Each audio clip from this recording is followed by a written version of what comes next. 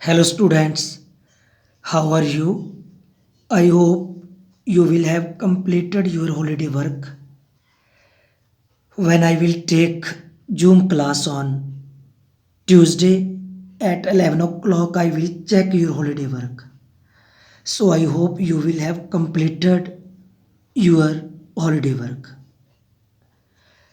Today we are going to start next third lesson, thinking out of the box, lateral thinking. Let's start from introduction.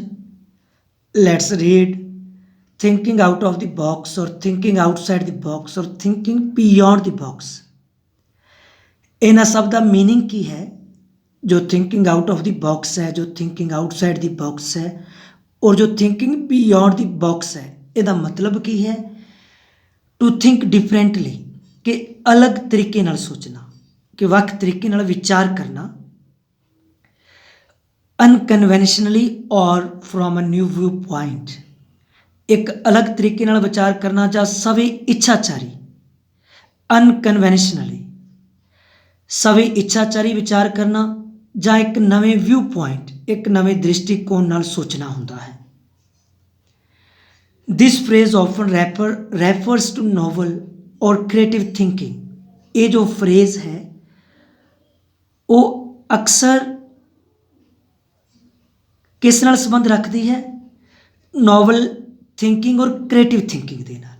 ये जो phrase है वो often refer करती है, अक्सर refer करती है किस नूं? नवे तरीके नाल सोचना ਜਾਂ फिर रचनात्मक तरीके नाल सोचना। The term is thought to have come from management consultants in the 1970s and 1980s। ये जो this term is thought to have come from management consultants। ये phrase मैनेजमेंट ਦੇ ਨਾਲ ਸੰਬੰਧ ਰੱਖਣ ਵਾਲੇ जो कंसल्टेंट्स, जो सलाहकारों तो आई है। ये जो टर्म है ये किस तो आई है? वो मैनेजमेंट ਦੇ ਨਾਲ ਸੰਬੰਧ ਰੱਖਣ ਵਾਲੇ कंसल्टेंट्स, सलाहकारों तो आई है। और एक कदों आई सी? 1970 और 1980, 1970 और 1980 ਦੇ ਵਿੱਚ। Lateral thinking is solving problems through an indirect or creative approach। lateral thinking is solving problems. Lateral thinking जो है वो प्रॉब्लम्स ਨੂੰ सॉल्व करना है। किस दे थ्रू? एक इनडायरैक्ट अप्रोच और क्रिएटिव अप्रोच के थ्रू।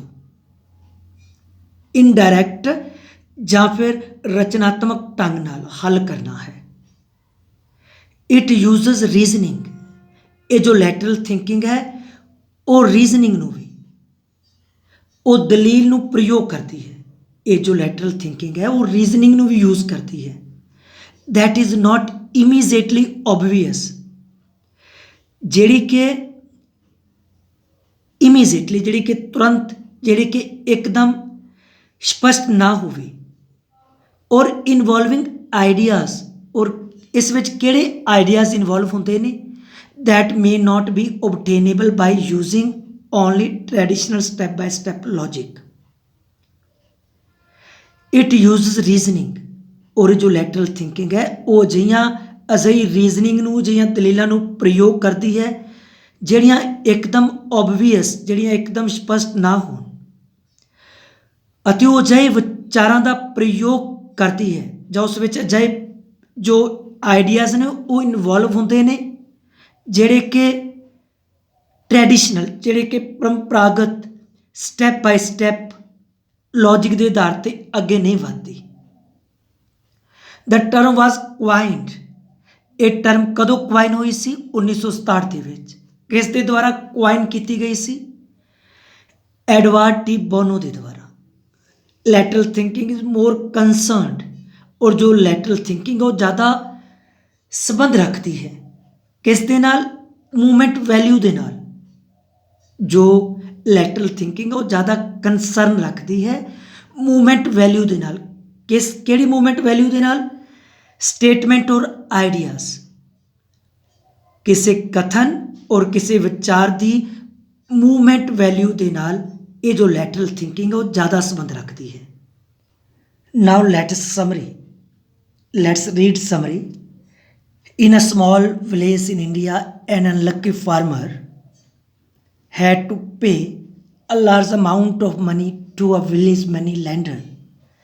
ਇੱਕ ਛੋਟੇ ਜਿਹੇ ਪਿੰਡ ਦੇ ਵਿੱਚ, ਇੰਡੀਆ ਦੇ ਵਿੱਚ ਛੋਟੇ ਜਿਹੇ ਪਿੰਡ ਦੇ ਵਿੱਚ ਜੋ ਇੱਕ ਬਦਕਿਸਮਤ ਜੋ ਫਾਰਮਰ ਹੈ ਉਸਨੇ ਕਰਜ਼ਾ ਦੇਣਾ ਸੀ। ਬਹੁਤ ਜ਼ਿਆਦਾ ਉਹਨੇ ਪੈਸੇ ਦੇਣੇ ਸਨ। ਕਿਸ ਨੂੰ? ਇੱਕ ਪਿੰਡ ਦੇ ਸ਼ਾਹੂਕਾਰ ਨੂੰ। ओल्ड एंड अगली money lender like the beautiful daughter of the farmer. और जो वो ओल्ड जो बुजुर्ग और जो बदसूरत जो शाहूकार सी वो पसंद करता सी उस फार्मर उस किसान की सुंदर बेटी ਨੂੰ पसंद करता सी। सो ही सजैसटड अ बारगेन। इसलिए उसने सुझाव दिता एक सौदे का, एक बारगेन का उसने सुझाव दिता। He told the farmer that he would write of the loan. और उसने फार्मर ਨੂੰ ਕੀ ਕਿਹਾ ਕਿ ਉਹ ਕਰਜ਼ਾ ਮਾਫ ਕਰ ਦੇਵੇਗਾ, ਰਾਈਟ ਆਫ ਕਰ ਦੇਵੇਗਾ, ਮਾਫ ਕਰ ਦੇਵੇਗਾ। If you could Mary the farmers daughter. ਜੇਕਰ ਉਸ ਦੀ ਸ਼ਾਦੀ ਕਿਸਾਨ ਦੀ ਲੜਕੀ ਦੇ ਨਾਲ ਹੋ ਜਾਵੇ ਤਾਂ ਫਿਰ ਉਹ ਜਿਹੜਾ ਕਿਸਾਨ ਦਾ ਕਰਜ਼ਾ ਮਾਫ ਕਰ ਦੇਵੇਗਾ। ਇਹ ਸ਼ਾਹੂਕਾਰ ਨੇ ਕਿਹਾ। ਕਿਸ ਨੂੰ ਕਿਹਾ? ਉਸ ਕਿਸਾਨ ਨੂੰ ਕਿਹਾ। ਦ ਫਾਰਮਰ ਐਂਡ ਹਿਜ਼ ਡਾਟਰ ਵਰ ਸ਼ੌਕਡ ਬਾय द प्रपोजल। और जो दोवें सन, जो फार्मर जो किसान सी और जो उसकी बेटी सी, वो बहुत हैरान हुई इस प्रपोजल तो। So the clever money lender suggested that luck should decide the matter. और इसलिए उस क्लेवर उस चलाक जो मनी लैंडर सी उसने सुझाव दिता, उस शाहूकार ने सजेस्टड सुझाव दिता कि हुण किस्मत इसका फैसला करेगी। The luck that luck should decide the matter, कि जो किस्मत है वो इस मैटर का डिसाइड करेगी। He told the farmer and the daughter that he would put a black and white pebble into an empty money bag। उसने किसान ਨੂੰ और उसकी बेटी ਨੂੰ ਕਿਹਾ ਕਿ ਉਹ ਇੱਕ ਬਲੈਕ और ਇੱਕ ਵਾਈਟ ਕੰਕਰ, ਪੈਬਲ ਇੱਕ ਕੰਕਰ, ਕਿ ਉਹ ਇੱਕ ਕਾਲੇ ਰੰਗ ਦਾ और ਇੱਕ ਸਫੈਦ ਰੰਗ ਦਾ ਕੰਕਰ ਇੱਕ ਖਾਲੀ ਮਨੀ ਬੈਗ ਦੇ ਵਿੱਚ ਰੱਖੇਗਾ, ਪਾਵੇਗਾ।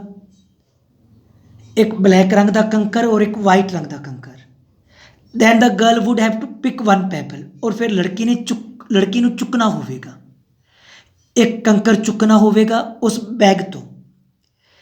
If she picked the black pebble, जेकर वो चुकती है एक ब्लैक पैबल, जेकर वो ब्लैक पैबल चुकती है, काले रंग का कंकर चुकती है, she would become his wife, तो उसकी पत्नी बन जाएगी।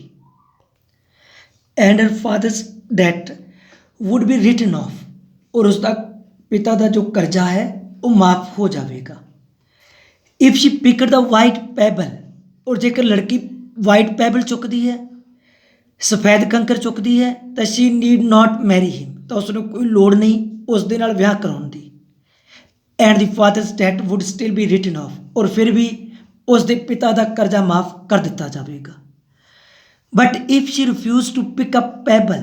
लेकिन जेकर उस लड़की ने मना किया पैबल चुकन तो, कंकर चुकन तो his father would be thrown into jail, तो उसके पिता नूं जेल विच सुट दिता जाएगा। थैंक्स।